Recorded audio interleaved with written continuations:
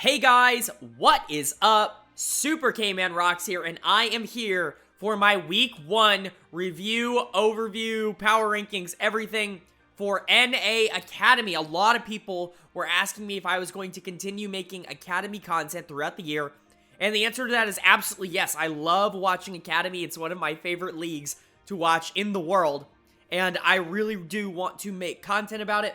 I'm very, very passionate about the NA ecosystem in general, as someone from North America, as someone who really wants this region to start getting better, as someone who wants Academy to, start getting more respect, and players from Academy to maybe start getting more chances. I really want Academy to kind of blow up this year, and I think this year is a good year for it to happen, so here I am making some videos on it. If you aren't familiar with my channel, I do weekly recaps for all of the major regions in the world, as well as NA Academy. And, yeah, that's basically it. I don't want to waste too much time because we have 10 series to get into. If you guys are excited for this, if you want to see more NA Academy content, go ahead and leave a like. It really does let me know that you guys are interested in this kind of stuff. But without further ado, let's go ahead and jump right into our first series of the year, which was FlyQuest Academy taking on Dignitas Academy. A really solid win here for Dignitas, a 2-0 series win. Now, if you're not familiar with Academy or how the Academy format works, regular season in spring is best of twos, which means that there can be ties, and there are ties this week, but it just means best of twos. Best of two is actually a format that I personally like a lot. I think it gives enough credibility to the games to have upsets matter, but also there's not too many games to really, overbear you when it comes to watching as maybe a casual fan. So I think best of two is actually a really good format. I like it here in Academy a lot. And obviously in Academy, it gives players more chances than maybe in LCS to grow and play on stage. But Dignitas does take this first series 2-0. I had Dignitas ranked as the 10th power rank team in the league for me going into spring this year. If you guys are interested, by the way, in my power rankings, I did do a power rankings video for Academy. That'll be up in the iCard right about now. You can go ahead and check that out if you are at all interested. But, yeah, I think Dignitas was just a team I was a little concerned about going into the year. I do like their bottom lane. Their bottom lane was very experienced, but you're bringing in 3 players from Amateur here in Eclipse, XU, and Darkwings. They really panned out in this series, or they're looking like really good pickups. I was really high on Darkwings last year. I thought he was one of easily the best mid laners in the entire Amateur League scene, the entire Proving Ground scene, if we're being honest. And he looks really good in his debut here. Yes, he's going up against probably one of the weaker mid laners in the league in Spirax here, another amateur mid last year, but still looked really good on the Silas and on the Corki. Big shout out to that Corki game. It was really good. XU also kind of coming in here and being really strong. He's actually had a chance to play at the LCS level here because of lock-in. River has not been available yet, so XU's actually gotten some time on stage in lock-in, and that is really, really cool for him. But he really showed out in this series specifically. Big shout out to his Jarvan game. It was really good. Even his Xin Zhao game was really good. But he actually controlled the map really well. Yes, again, going into another more inexperienced player on the FlyQuest side in Yuji. But XU looked decent at lock-in, and has now looked pretty good in the first week of Academy as well. I think XU might be a sleeper pick for one of the better junglers in all of Academy this year. And then obviously the bot lane kind of held up their end of the bargain, right? They're the experienced kind of returning members of this Dignitas Academy team, Spawn and JJ. Spawn's a really good player, and he showed that in this series. I've always been a little bit higher on JJ than I think more people have. Obviously, his upside's not necessarily there, like I said in my power rankings video, but he's still a good player. As for FlyQuest, not exactly what you wanted to see to start the year. They looked kind of anemic. They looked like the worst team in Academy, which, we thought that's what we thought Dignitas was going to be. FlyQuest wasn't that much higher than them at 9th, but yeah, FlyQuest looked completely outclassed here. Really, the big hope that you had with this Academy team in terms of winning success was going to come from their bot lane performing at the level that they did last year in LCS. And that didn't happen. Diamond was not good this series. He died a lot on the Yuumi, which is just something that really shouldn't happen unless you're doing too much, or at least you're trying to do too much. And that's really what happened here. Player of the game, or player of the series for me, I should say, is going to be XU here on Dignitas. My dud of the series is going to go to Diamond on FlyQuest. This bot lane has to be better, because this is the strong side of the map for FlyQuest.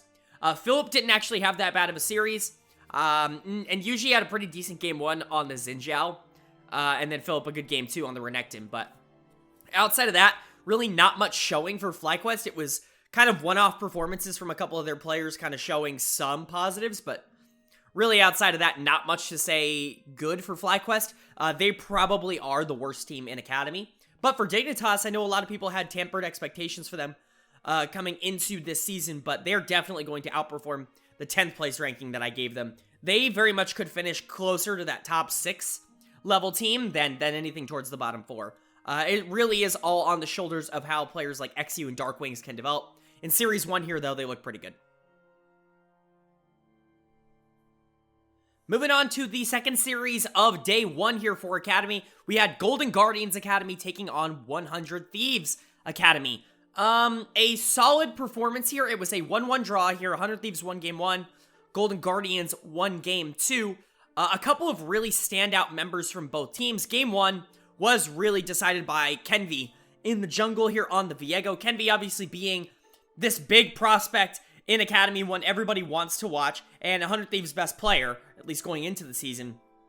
He really held up his end of the bargain here in game 1 on the Viego. He absolutely took over the game, very heavily out-jungled Iconic, who was, not a great LCS jungler last year, but not the worst LCS jungler last year. Someone with stage experience at the LCS level, so Kenvi being able to beat him pretty decisively in game 1.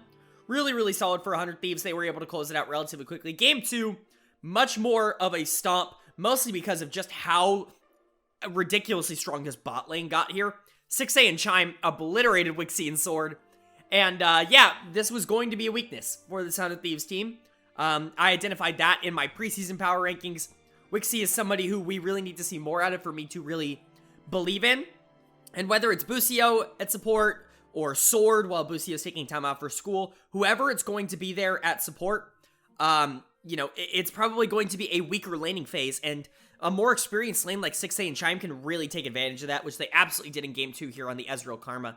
They obliterated this Aphelios, who just had really no escape in lane. 6A got really, really, really fed and just kind of snowballed the game out of control for Golden Guardians.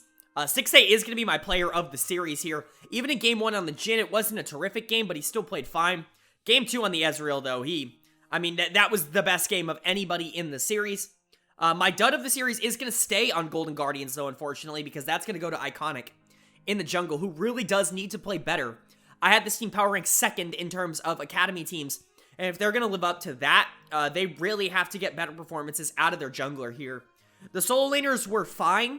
They didn't necessarily do anything super right or super wrong. A lot of these matchups I would consider relatively even. Ryoma was one of the best mids in Academy last year. You're going into somebody from the, fresh from the PCS who looked pretty decent last year. And Jimmy kind of an even matchup there. And then top lane, Tony Top probably should lose to Gamsu. And so for him to go relatively even here, it's a positive for Golden Guardians. Overall, you need to get better performances out of your jungle if you're going to want to actually contend to be the best Academy team like Golden Guardians probably wants to be. But the bot lane absolutely held up its end of the bargain in this series. As for 100 Thieves, good showing from Kenvi in game 1. Need to see more out of the rest of this team. This is exactly why I ranked them so low in my personal power rankings. I believe I had them at 5th, when the consensus actually had them at 1st. This is why, it's Kenvi, who's a really good player, and then a bunch of players who kind of have to prove it to me, right? Jimmy should be really good in the mid lane, we just haven't seen it yet. Gamsu should be reliable in the top lane, but Wixie and Sword are a huge question mark for me, and they did kind of get abused in lane in this series, so definitely some question marks from 100 Thieves, but some question marks as well from Golden Guardians, just kind of carried over the top in this series by their bot lane. Still, to go 1-1 for both of these teams, I think is relatively good. Jumping into Series 3 of Day 1 here, we had Team Liquid Academy taking on Evil Geniuses Academy in a little bit of a shock tie here. EG actually takes Game 1 with TL taking Game 2. A lot of people expected this Team Liquid team to come out firing this weekend.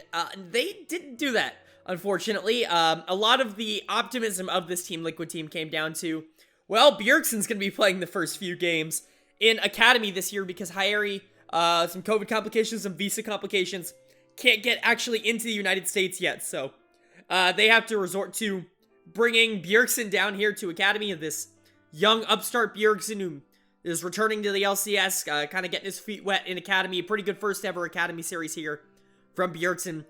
Just kidding, obviously. Just kind of a good series overall from Evil Geniuses. I really liked what I saw out of this bot lane. Holy crap, is Kaori good. This looks like Luger 2.0. I know we talked a lot about Luger last year, with Luger just being really dominant in terms of being better than almost everybody at the Academy level. Kaori looks like he's going to slot right into that spot going into this year as well. He looked dominant in this series. There are rumors, obviously, that he was a shortlist option for a top 5 team this offseason at AD carry, and I can absolutely see why, because when he gets ahead, he's really dominant. It's not like he was going up against some weak lane here. Yeon was one of the better Academy AD carries last year, and I know they have a substitute support here in Rhino, because Ayla will be making the debut in the LCS, with Core JJ's visa problems unfortunately flaring up here, but Rhino's a good player. Rhino's not somebody who's, you know, just a complete schmuck there at the support position, and Kaori and Skytech really looked good against this bot lane. Bjergsen looked fine. I know a lot of people are going to be asking, like, why didn't he absolutely pop off here? It's not like he was against no competition. Both in this series and in the series later in the week, he played against players who played almost full-time in the LCS last year. In this series, it was against Saligo, who really should have played full-time in the LCS last year. Saligo had a really good series. He actually held his own against Bjergsen pretty well, especially in Game 1 on the Twisted Fate. He was making a ton of really good macro plays that Bjergsen really couldn't catch. And then in Game 2, some people are going to question the Seraphine build. It's fine. You know, I think the Seraphine pick is actually kind of interesting in general.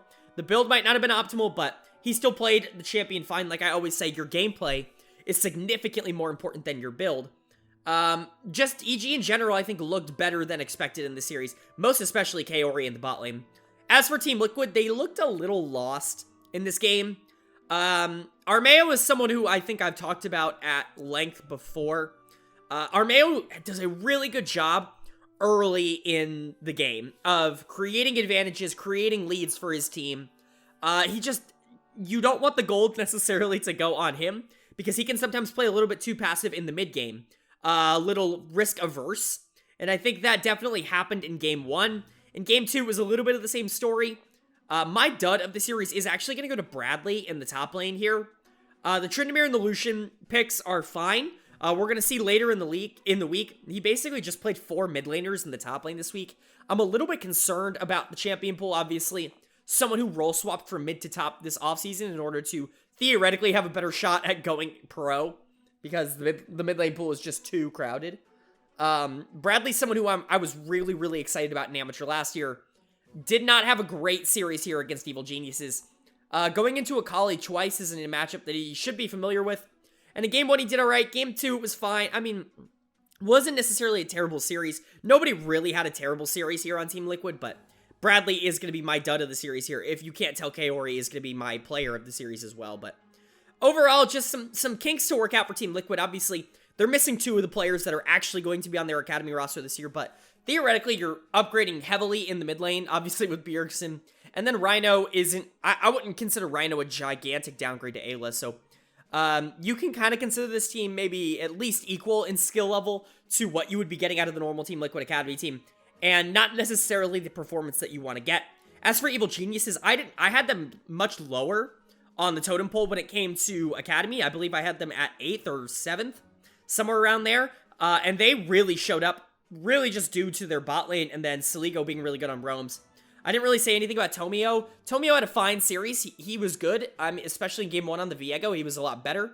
But, you know, Armeo kind of opens the door for you to have more opportunities in the mid game, even if he has some fantastic early games as well. So, just an interesting series here from EG. I think it's definitely an EG positive series, and kind of a negative for Team Liquid to actually draw here, but it's still early in the season, and a draw is not the worst thing in the world.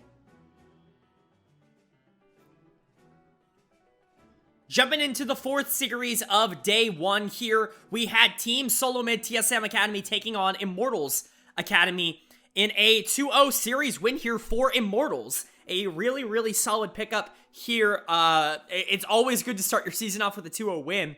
And for Immortals especially, this team looks really, really, really good here coming out at the beginning of the season. Let's talk about the standout figures first.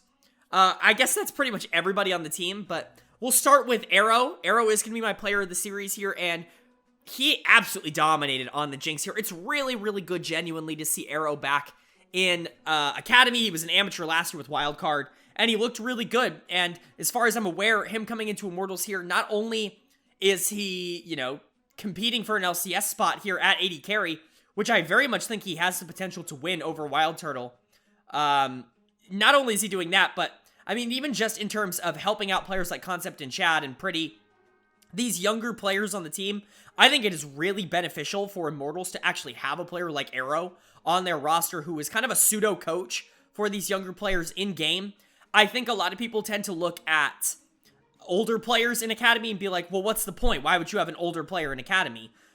When I think that is almost looking past the purpose. The whole point of Academy is to help your players grow.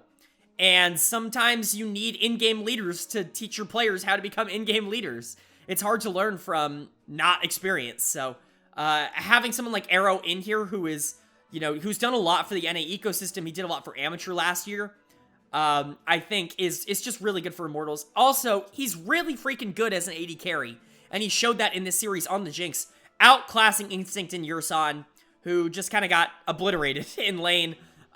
Instinct never really stood a chance. Yursan just, I mean, couldn't do anything, especially in that game 2. The game 2 was a disaster for TSM. But even players like Pretty and Chad had really, really solid series here. Pretty in game 2 on the Victor looked dominant. Chad looked great in game 1 on the Viego. And then even like Concept and Joey. Joey obviously doing really well on the Thresh, one of his more signature picks. And Concept, Malphite Singed? I mean, that's awesome. We get to see, I know a lot of people in the offseason were really hyped up about Concept here, or at least a lot of people within the industry. And, you know, if he's going to pull out some crazy picks and do well, I think that could be a good reason why. The Malphite into Corki is a really intriguing matchup, and then the Singed into Gwen is actually something I could see being Singed favored. If not immediately, but, you know, generally, I think I could see Singed kind of outputting a similar damage level to Gwen in the late game if things kind of go right for the Singed in that matchup, but overall, just a really good series for Immortals here. As for TSM, not the start to the year that you wanted. Hyper is going to be my dud of the series here, completely out-jungled by Chad. Chad is a good jungler. We saw that on 100 Academy last year when he kind of took some time from Kenvi. I believe Kenvi was visiting, I believe Kenvi was with the Worlds team as a substitute. I could be wrong. Or he was at least in EU, I believe. But for whatever reason, Chad, you know, got some time last year. He's had some experience at the Academy level, but he looked much better than Hyper in this series, who just got completely out-jungled, especially in that game 2. Not a very good game from the Xin Zhao in that game 2. This roster is kind of relying on Takeover to really be that guy for the team, and when every other lane kind of loses as hard as they did, it's a little bit difficult. And then Takeover lost in game 2. Pretty got really far ahead on the Victor going into that Corki matchup. This is exactly how you play the Victor Corki matchup. If you are the Victor, at least, this is a great example. I would watch that if you're ever in need of learning it. A great example from Pretty there, but Takeover really needs to be that guy for this TSM team in order for them to really make some noise that isn't some bottom half stuff. Viper's fine, and he played the Corki in game 1, the Gwen in game 2. You know, he got gold, and he had the opportunity to carry. The rest of the team was just a little too far behind. But I don't think you can rely on Viper to be that all year long. You're going to need Takeover to step up, or Instinct and Yursan. Obviously, you really want Yursan and Takeover to kind of be your guys. They were your guys last year, so just not so much in this series. But yeah, overall, really, really good series here from Immortals. Like I said, Arrow is the player of the series. He looked fantastic, but it could have gone to Pretty. It could have gone to Chad. I just think Arrow was phenomenal. He didn't really die at all. He was never really in danger either, and was putting out absolutely massive damage output on the Jinx. And then for TSM, the dud of the series is Hyper. He's got to step up. He's got to be better in the jungle to help out those solo laners in order for them to really stand a chance of actually taking games off of top teams. But as it stands right now, Immortals looks really, really good and could be one of the best teams in Academy. Moving into our final series of day 1 here, we had CLG, Counter Logic Gaming Academy, taking on Cloud9 Amateur Academy. Kind of a combination of the two, what with so many of the Academy players playing in the lock-in tournament right now. I can understand that they didn't want to mix scrim times, so some amateur players coming up and playing in this series here for Cloud9. Just kind of an interesting matchup here. For them to go 1-1 here, I think is a positive for Cloud9. CLG is going to be one of the better Academy teams this year, and this was a pretty interesting series. C9 taking game 1 in what was pretty dominant fashion. Frostforce actually had a fantastic game on the Trundle, really kind of opened up a lot of avenues for the rest of his team to get ahead. A lot of the getting ahead was done both mid and bot, Copy and King, the two members of this Academy team that are actually going to be on Academy this year. You know, did fine in game 1, but really Frostforce was the one kind of gaining the advantages. But alternatively, in game 2, Frostforce was also kind of the biggest reason that C9 lost the game 2 in the series. He got obliterated on the Xinjiao, one of the worst games that we have seen in Academy yet. So a very hit or miss mentality there, I guess, from Frostforce, at least in those two games. Kind of talking about CLG a little bit. Game 1 was meh from them. They didn't really get any sort of standout performances. Really, they were just kind of on the back foot with the amount of plays that the Trundle was making early. And then in game 2, they just completely turned it on. Rosethorn kind of put on super mode, which we know he can do. And then Prismal had a fantastic game on the Ezreal. These are, you know, two players that we know can perform in Academy like they did last year for Golden Guardians Academy. And I think they're great pickups for CLG. Prismal is going to get my player of the series, and that should be no surprise to anybody who knows me. I'm a gigantic Prismal stan. Sorry, a little hiccup there. A gigantic Prismal stan. But really big shout out to Rosethorn here in game 2, who just completely obliterated Frostforce in the jungle. Frostforce he was the reason they won game 1, but he was also the reason they lost game 2. And so in the end, I unfortunately just had to give him my dud of the series. Nobody else on either team really had like terrible games. Really the worst game in this series went to Frostforce in game 2, even though he was my player of the game in game 1. So little unfortunate there. I just need to see a little bit more consistency out of him in order for me to feel more confident about it. If you're going to absolutely dominate on the Trundle, if you're in a matchup like Xinjiao and Rek'Sai, you know, that's a matchup that's kind of, I don't know, it's volatile. It can go either way, really. And I think if you're going to be in that matchup after winning game 1, you can't just get absolutely curb stomped like you did in game 2. So, you know, positives to be shown here from Cloud9, but overall, CLG, I think, was a little bit more consistent for me. As, you know, the rest of the players go, really, it's not worth talking about Lawrence and Kitong, just because I don't think they're going to be here long. Ideally, they won't be here next week. And I don't mean that in a bad way. They're just not that good compared to the rest of the Academy kind of scene. They're definitely some of the weaker players that played this weekend, and that's fine for Cloud9. I think to walk out of this with a 1-1 tie, like I said, is definitely a positive when you're missing 3 out of your 5 starters. As for CLG, you really would have hoped you could win this, especially with Palafox in there in the mid lane instead of Triple. You would have really hoped that you would have been able to actually do something here and take a 2-0 series win. You can't do that either way. Still some solid performances out of the two players that you're probably looking at the most here in Rosethorn and Prismal to grow. If Rosethorn can continue this trajectory, he grew a lot last year. And if he can continue to get better, I mean, he looked really good in game 2 here, and he looks really good later in the week as well. If Rosethorn can continue to get better, I can definitely see him being a legitimate LCS candidate by the end of the year. So, exciting to see that out of them. Nobody else on the team was really that impressive. Breezy had some good games here, especially on the Karma. And then Doko played weak side fine. Palafox was fine.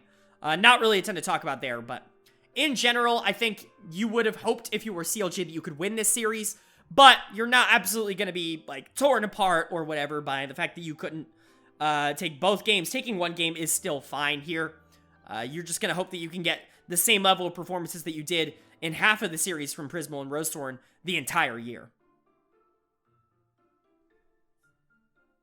That's going to go ahead and lead us into day 2 here, and day 2 was kicked off with FlyQuest Academy taking on 100 Thieves Academy. And a 2-0 series win here for 100 Thieves. A very, very solid bounce-back win here. They didn't have the best of day ones, and so for them to kind of bounce back here, look really good against a team that they absolutely should beat here in FlyQuest, I think is a very, very good sign for 100 Thieves. The big, bonus, I think, of the series was the bounce back of this bottom lane, which, quite frankly, was really outclassed in day one. Wixie didn't look like he was quite ready to go up against that level of competition in day one. And I think he definitely proved that he is at least kind of on this level here in day two with going up against Tomo and Diamond, who did play in the LCS last year. Let's not forget that. Wixie looked really good. He was by far the best player in the series, at least for me. He looked phenomenal both in Games 1 and Game 2 here on the Ezreal and the Jhin. Two kind of similar play styles, but both, I think, are equally as effective. And he's going to be my player of the series here. But also a really good series here from Jimmy, who, going into Spirax, you would hope that you could take advantage of that matchup, and they did. The rise into Twisted Fate in Game 1 was really, really solid for 100 Thieves, and then the Corki here in Game 2 into the Rise. You would think that would be super Rise favored, at least early on. But Jimmy actually got the push in that matchup, which is really, really good. Kenby not having the kind of series that you would hope against a younger prospect here in Yuji. You would hope that Kenby would just be able to, perma-bully Yuji out of the jungle, just kind of out-aggress him. That didn't happen. I know Kenby was talking a lot about how he wants to start for a top 5 LCS team next year, and he wanted to this year as well. He's going to have to be better. He's going to have to absolutely stomp these kinds of games if he really wants to get those kinds of looks. He still played fine, but, Kenby's going to be held to a different standard than most other Academy players, I think, at this point. As for FlyQuest, this team just looks kind of anemic. My dud of the series is going to go to Philip in the top lane, who just had an abysmal Renekton game in Game 1. Something that you really just can't get away with anymore. Renekton's really, really strong right now in the meta. And when you get bullied by Gnar as hard as Philip got bullied, and really accomplishing nothing in fights as well, it's hard for me to really give you player of the series. He didn't play that bad in Game 2, but Game 2 was just kind of a mess overall. Tomo and Diamond, man, I've talked about this in other videos as well. We need to eradicate this Lucian Nami bot lane. It just doesn't work anymore. At least in my personal opinion, I have yet to see a situation in 2022 where this lane doesn't just get hard beat. And that's exactly what happened in Game 2 as well. The Jhin Nautilus is just so much of a better lane than the Lucian Nami that Tomo and Diamond stood almost no chance. They got really, really beat bot lane. Just not much you can do when with a lane that, quite frankly, just doesn't have any sort of laning pressure, which is what the lane was entirely about a year ago. So, not a fan of that draft at all. I'm not typically a draft guy. That's not really what I do on this channel, but sometimes when you have really bad drafts, really weird drafts, I have to call it out, and Game 2 FlyQuest was that for me. I'm definitely concerned about FlyQuest. This is the second series in a row they've looked completely anemic, and really it's the second series in a row where the one strong point of their Academy team, their bot lane, looked bad. And if that's going to continue, then I don't see this team being anything better than the worst Academy team, because their top side is by far the most inexperienced, and they've already shown that they're one of the weak points of this team. The solo lanes are weak. Philip, wasn't good last year, and he hasn't really been that good at the start of this year. Spirax has kind of been outclassed in both of the first two series, and he's, he wasn't he's not Darkwings coming up from Amateur, where he was just the best Amateur mid by far. And then Yuji's very inexperienced as well. This bot lane really has to be the focal point of the map, and right now they're just not that. They're losing to Wixie and Sword, so not a good look here from FlyQuest to start the season, but for 100 Thieves, you're happy to pick up this win. Going 3-1 in week 1, I think is a huge positive, obviously. I think this bot lane, if they can get their synergy together, I think you can really look at two players that might be able to grow together and be good by the end of the year. Jimmy and Kenvi look like a really good mid-jungle duo, and the Gamsu's really solid in the top lane. So 100 Thieves looks pretty solid. FlyQuest, not so much. Moving on to a classic matchup between two of the most historic LCS teams, except this time it's in Academy, and this time neither of the rosters look that great, but it is TSM taking on Cloud9 here in a really needed win here for TSM, a very solid 2-0 win here, with both games really being firmly in TSM's control. Just a really good series overall from TSM. Everybody on this side actually looked really good, and everybody kind of had their moment to shine. It almost felt like an Avengers movie, where everybody got their little moment. to kind of show off. But either way, like, a lot of what TSM did this series, I need to see more out of them for that. This was fantastic. We got to see Hyper really kind of stepping back up. He was my dud of the series in the first series of the year. He's my player of the series in this one. He looked really good in this second series. He's always been a little inconsistent for me.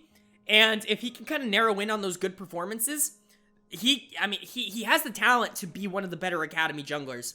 He just has to kind of narrow that down, and he's got to limit the mistakes. And I think he absolutely did that in this series against Frost Forest, who, like we kind of identified, seems much more like the Feast or Famine kind of jungler, which is fine. There's nothing wrong with that, especially as someone who is coming up from amateur and kind of just getting a little bit of a shot. You really want to stand out. I don't hate that at all. But Hyper looked really good in the series. So did Takeover. Takeover looked phenomenal, even in that game 1 on the Victor and that game 2 on the Syndra. Both games were really just great here from Takeover. Takeover is someone who really looked great last year.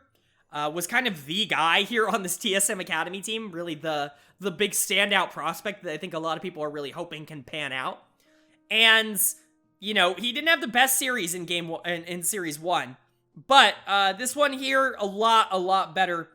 You really could argue that Takeover was the best player on TSM. For me, Hyper was slightly better, but you could argue that Takeover deserved player of the series here. And then Viper being really consistent up in the top lane. You know, picking up the Lucian, when you're going to pick that up in the top lane, you better win. And boy, did Viper win in game 1. And then Instinct and Yurson, a lot better. Yurson was another person that a lot of people were excited about last year. Kind of going into this year, we weren't as sure what we were going to get with a little bit of a different roster. But Yurson played a lot better here in Series 2. Again, going up against a more mismatched bot lane here for Cloud9. But in general, I think everybody on TSM just looking a lot better. Cloud9, it's hard to really analyze this loss because, again, these are probably players that haven't had a ton of time to gel together. It's 3 players from Amateur and 2 players from Academy. I'm not going to put this loss too hard onto C9 because I'm going to wait until they actually get their roster in for me to really make a ton of huge judgments on this team. But if you're looking for a dead of the series, it is going to be Lawrence in the top lane. That he got obliterated against the Lucian in game 1, lost against the Gwen in game 2.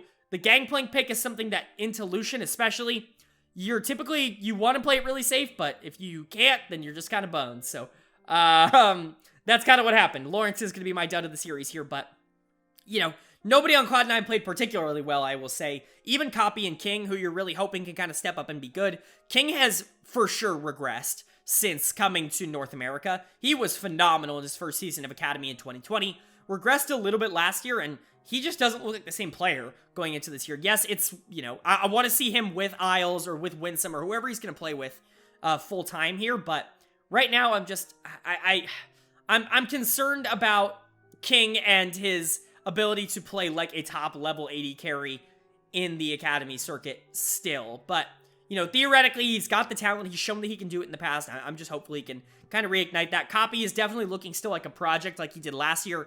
He was the weak point of that Cloud9 Academy team last year. Definitely still looking like a project. You know, losing the Corki Victor matchup, it happens. Victor into Syndra, a little bit more even. But, you know, it's fine. You're going to take over one of the better mids. You're not going to overreact. So that's kind of my big statement here on Cloud9. Let's not overreact to a 1-3 week 1 because, again, when you're playing 3 substitutes, it's kind of hard to really know how good the rest of the team is. But for TSM, I mean, this is exactly the series they needed to kickstart some confidence in them.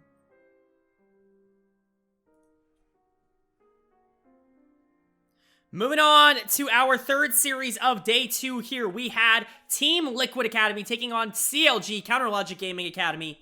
A really, really big CLG win here. They absolutely needed it for sure. Very, very interesting series here from both teams. Kind of capitalized on by Rosethorn. We were kind of talking about it in Series 1 here for CLG, but man, Rosethorn looked so freaking good here against Team Liquid.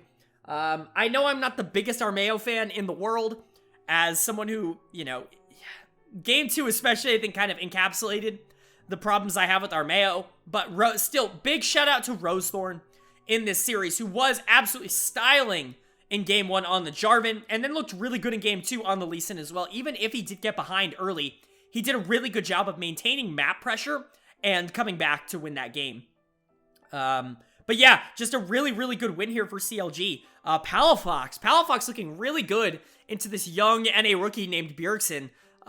Really, really solid series from him here. On the LeBlanc especially, in Game 2, he looked absolutely nasty. So, a very, very good series here from Palafox. And then we all know that Prismo and Breezy are really, really good. They're really solid players. Doko playing weak side top lane against Bradley, who just doesn't have a lot of experience in that department.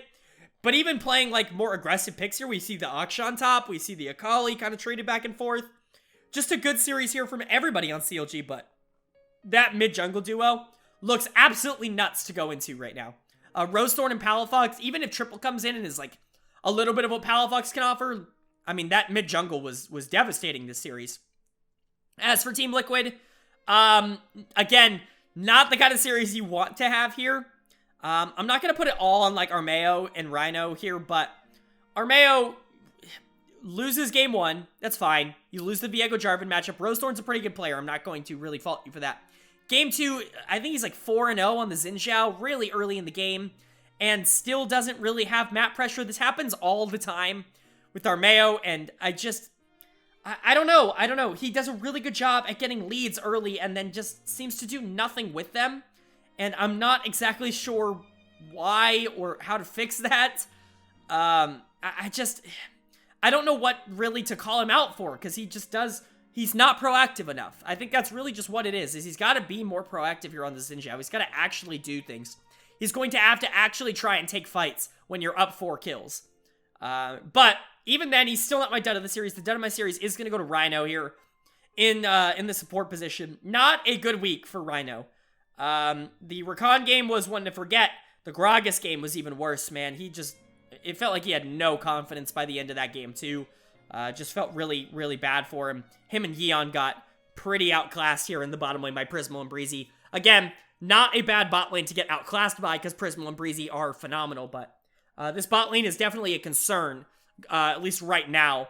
They have not looked good at all in 2022 yet. Bjergsen, you would hope, could kind of carry this team against Palafox, but they clearly don't want to dump resources into him, and I kind of get it. I kind of get that you want to kind of use Bjergsen as you would just another coach. You don't want to just say, well, we're going to let Bjergsen win the game for us because Bjergsen's here. You know, they're going to still invest in their younger talent and their academy talent, try to see what they have. They may not necessarily, they don't want to win just because Bjergsen's here. They want to see if they can win without Bjergsen, which I do kind of understand. Unfortunately, in this case, they can't, but CLG is a really good academy team, so I'm not going to put it on them too much. Overall, a really good series here from CLG. Rosethorn looks phenomenal to start the year. He's very close. He's definitely one of the contenders for my player of the week here in Academy, but a really good week from Rosethorn. Good week from Prismo and Palafox as well. Those three really, really turned out here in week 1 of Academy. Palafox will be in LCS, so I don't imagine he'll be playing in Academy too long, at least until Triple gets here, but yeah, a good week from them nonetheless. As for Team Liquid, you really got to turn it around. This bot lane definitely has to be better. Yeon was so much better last year. You've got to get 2021 Yeon back. He's not here right now. Rhino is definitely not playing like Ayla did last year. You got to get that back. And then Armeo, man, I just need him to turn it on. I need him to, I need him to not be 4-0 and not fight. I need him to be more proactive. This team needs to be more proactive and push their advantages just in general. But yeah, there's a lot to fix for this Team Liquid team. Moving on to our 4th series of Day 2 here. It was Golden Guardians taking on Dignitas Academy in a pretty solid win here for Golden Guardians, one that they needed. And then Dignitas kind of coming back down to earth a little bit after their first series of the year. Let's talk about Ryoma, shall we? Ryoma, I know, gets a lot of flack in the LCS community because his time in the LCS with 100 Thieves wasn't necessarily everyone's favorite, but he is just too good for Academy. And I think he really showed that off in this series. The Yasuo in Game 1 was dominant. The Corki in Game 2 absolutely took over those late game team fights. He was easily the best player on the Rift in this series, just like he was for a lot of 2021. I know a lot of people didn't watch Academy in 2021. I know that from the numbers. You can see it on the viewership. A lot of people didn't watch Academy in 2021, but Ryoma was really freaking good in Academy in 2021. And he's really continued that here. He was phenomenal. If you can absolutely curb stomp Akali on Yasuo like this, you're the better player. And let me tell you, he curb stomped this Akali. This might be the worst game of the early season here in Academy. Darkwings on Akali. It was not pretty. It was not pretty at all. But even in game 2, where Darkwings played a little bit better on the Vex, a little safer, the Corki still just got so far ahead that really you could do no wrong. Big shout out here to Tony Top as well in the top lane. The Renekton game in game 1 was fine, but the Jax game in game 2 is really where he kind of stood out as kind of playing the exact style that he likes to play. Obviously, Tony's known for the Fiora, things like that, the split pushers, you know, the dueling split pushers, and Jax is exactly one of those. And he looked really good at, really comfortable on that. Going into Eclipse, who I think a lot of people have as a huge question mark here in Academy, because we didn't really see anything out of him.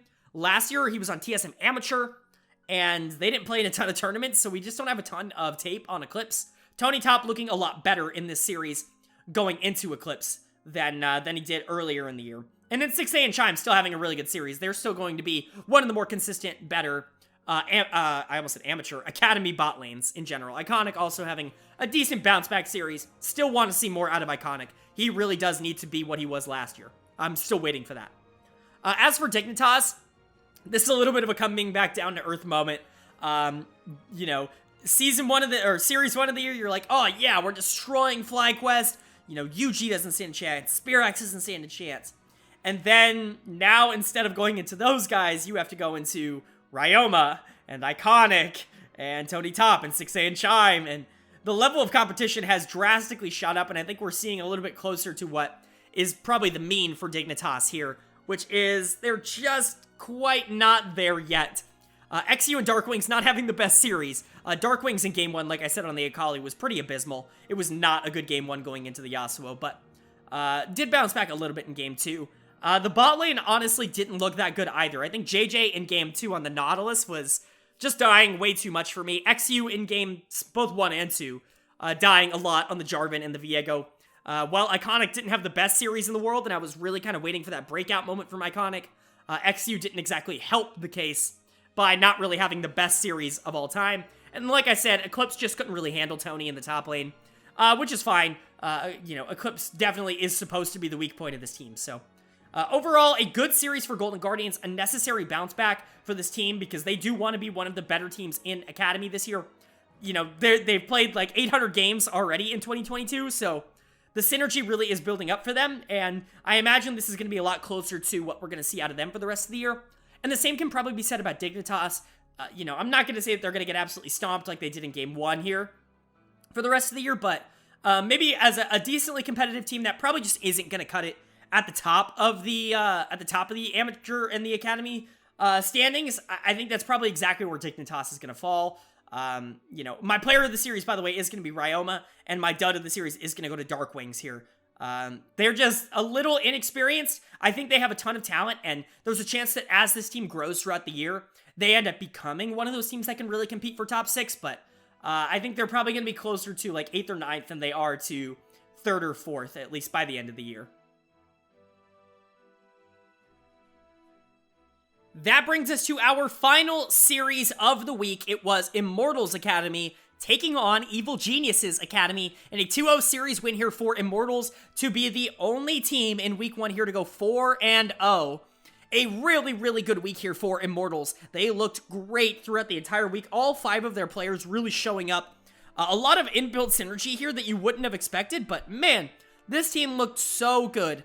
My player of the series is going to go to Arrow again here. He looked phenomenal, especially on that Jinx in game 2. Those ultimates were absolutely on point. Arrow is LCS ready. We've known that, obviously, a former LCS MVP. So it's not like he hasn't been LCS ready in the past, but he's back at that level, I think. I'm not going to say he's like MVP level, but he is absolutely destroying fools here in Academy. And he was fantastic in Amateur last year as well. Really, I'm not the biggest, like, Wild Turtle detractor in the world. I think Wild Turtle's a good player, but if Arrow is just better than Wild Turtle, I would not be surprised. And I would not be surprised to just see Arrow get a mid-season call-up to LCS if he's going to play this well. Remember, Arrow is an NA resident at this point, so he would not take up an import slot or anything, so he can just slot right in there at the AD carry position if they want him. And the way he's playing right now, he absolutely deserves it. Big shout-out here to Concept in the top lane. Wow, what a series. In Series 1, he plays Malphite Singe. Series 2, we get 2 games of Dr. Mundo. A very fun champion pool here from Concept. And he really did embody the line of Mundo goes where he pleases, because certainly Mundo went where he pleased in this game. That is absolutely the case. The Mundo was fairly unstoppable. So much so, Surti almost just got completely outclassed. Surti is going to be my dud of the series here. That Vladimir game in Game 1 was bad. It is not what you want to see here. The Scion, I'm a little bit more forgiving, because Scion's one of those champs that I think is a lot more feast or famine. Sometimes you're just not going to be successful on Scion. But Vladimir, just getting absolutely clapped by Dr. Mundo as Vladimir, I think is pretty inexcusable. But, you know, shout out to Concept, still a really good series from him. Chad and Pretty are developing a really good chemistry here. I think the Immortals LCS team is going to be good this year, but, you know, I really do hope that they are fully examining what their best 5 is internally, because this 5 is really freaking good, and all of them kind of feel like they're LCS ready, maybe with the exception of Concept, who just has a little bit more growing to do. We've seen the high points of Concept, but I really want to see what happens when Concept gets challenged. But when it comes to, like, Chad, Pretty, Arrow, and Joey, I mean, this feels like a team that is LCS ready. And so, I don't know, Immortals, for me right now, is probably the favorite to win Academy. They just look so good in Week 1. Evil Geniuses, not the worst loss in the world. Again, you're losing to a pretty good team, and you're not exactly, like, the biggest favorites to win the league anyways. Your main guys have done kind of well. Skytech actually had a pretty good series here, a pretty good game too on the Lulu. Kaori, I think this bot lane is for sure the strong point of this Evil Geniuses team, which is kind of surprising. Skytech was someone who I had ranked really low in my preseason power rankings, at least for the support position. But clearly he's a lot better. Clearly they saw something internally and they saw that he was ready for Academy, and he definitely does seem to be ready for Academy. He seems to be very, very fine at this level. As for Saligo, not the best series in the world from Saligo, but Saligo's still someone who I think is one of the better mid laners in Academy. I'm not super worried about him. I think if you're going to be concerned about this team, the top side is really what you're worried about. Surti and Tomio. Not a great series from those two. Surti got absolutely outclassed by Concept, and then Tomio got completely out-jungled by Chad in this series. Tomio was kind of the one member of this team you were really hoping stepped up in order for them to maybe be better than the just out of playoffs prediction that I made for them. But Tomio really has not stepped up at the beginning of the year. We know that he's kind of a vocal in-game leader, and that's good and all, but you kind of have to show it mechanically as well, and so far this year he hasn't shown that. He's kind of been outclassed in both series, so we're going to need to see Surti step up and be a little bit more secure on that top side, and we're definitely going to need to see Tomio kind of take over the map a little bit more if this Evil Geniuses team wants to do too much outside of just being kind of a fine Academy team. But I don't want to take away too much from how good Immortals was in this series, so just a big shout out to this Immortals team. I hope they can continue this kind of hot trend throughout the rest of the Academy year. And that's going to do it. We have wrapped up Week 1 here in Academy. I hope you guys enjoyed. On your screen right now, on the left-hand side, you're going to see the current standings. If two teams have the same record, for in this case, like 100 Thieves and CLG, both are 3-1. They're just going to be sorted alphabetically. That's really the only difference in those. But other than that, sorted by standings. On the right side, you're going to see my personal power rankings and how they have changed from last week going into this week. I'm going to talk about the biggest risers and the biggest fallers. Not a ton of changes this week, but of course the biggest riser is going to be Immortals, jumping from 3rd in my power rankings up to number 1. They look pretty unstoppable right now. Pretty much everybody on that team is playing their absolute best, and I'm excited to see where they can be just in a couple of weeks. I think they really could be, 8-0 maybe, question mark? I don't know. I don't see them losing anytime soon. They are pretty much that, they are, in my opinion, that much better than everybody else around them. Biggest followers this week has to be Team Liquid. I know a lot of people are concerned about TL. I don't want to be like super overly concerned because again, you're missing 2 starters, but you do have kind of the same core here. And a lot of the players that are underperforming are the ones that are going to be here the entire year. Players like Armeo and players like Yeon are going to be here, and they really need to be the ones to step up. They do not look good at the beginning of this year. 5th is pretty generous for how they played so far. But again, we haven't seen their full lineup, and this team just has way too much potential for me to drop them below that right now. Outside of that, not a lot of, risers and followers. COG and 100 Thieves bump up because of TL, And then Dignitas passes FlyQuest because FlyQuest looks pretty abysmal. They are down at 10th. My player of the week, no surprise, should go to Arrow here on Immortals as the AD carry. He was the best player in Academy this week. He had a really, really, really good week. Honorable mention to Rose Thorn here, who did have another good week here on CLG. And then my dud of the week is going to go to Diamond on FlyQuest. FlyQuest was really abysmal, and Diamond was supposed to kind of be one of the more consistent pieces, but he's actually been one of the worst members of that team. So Diamond is going to get my dud of the week here in week 1, but yeah, that's going to be it. I hope you guys enjoyed. If you did, please go ahead and leave a like. It really does mean a lot to me. Likes kind of get this video out to more people, and I put a lot of work into these videos, and it means a lot to me that you guys show a lot of support down there, both in the comments and in likes. I really do appreciate it a lot. I appreciate you guys. I hope you guys are having a great day. I hope you continue to have a great day, and I will see you all later.